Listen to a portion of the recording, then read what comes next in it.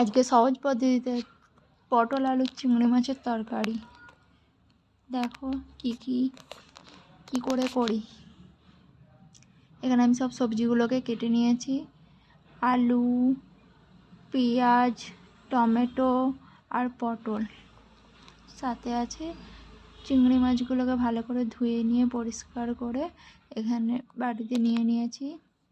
এতে দেবো হালকা করে লবণ, একটু হলুদ গুঁড়ো, একটু লঙ্কা গুঁড়ো, ভালো করে হাতে মেখে নেব।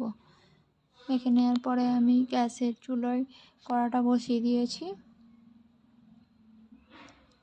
কড়াটা গরম হয়ে যাওয়ার পরে তেল দিয়ে দেবো। তেলটা হালকা গরম হওয়ার পরে চিংড়ি মাছটা ছেড়ে দেবো।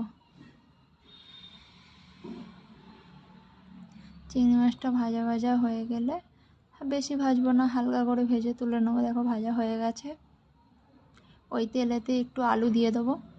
আলুগুলোকে ভালো করে লাল লাল হালকা টাইপের লাল করে নিতে হবে, বেশি ভাজা যাবে না।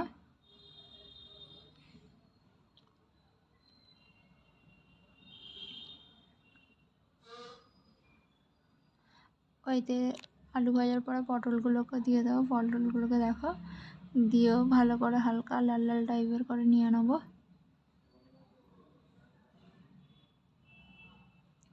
একটু হলুদ আর একটু নুন দিয়ে দিয়েছি পটলে। এবার পটলগুলো ভাজা হয়ে গেছে। এবার ওতে একটু সরষের তেল দিয়ে দেবো।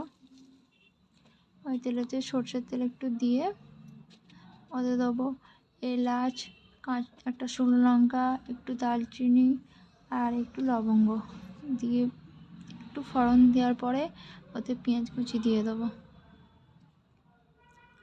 পেঁয়াজগুলোকে এবার আমি লাল লাল করে ভেজে নেব। বাদামি কালার টাইপের এসে গেলে দিয়ে দেবো এবার টমেটো কুচি।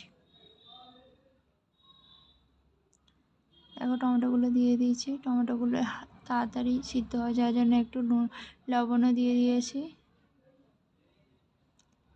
দিয়ে দেবো মশলা, নুন, তারপরে হলুদ গুঁড়ো, লঙ্কা গুঁড়ো, জিরে গুঁড়ো, একটু গরম মশলার গুঁড়ো দিয়ে এবার কষে নেবো। যতক্ষণ না তেল ছাড়ে ততক্ষণ নাড়তেই থাকবো।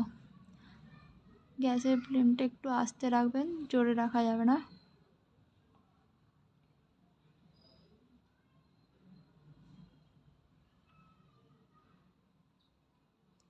দেখো তেল ছেড়ে গেছে। এবার একটু আদা রসুন দিয়ে দিয়েছি, আদা রসুন বাটা।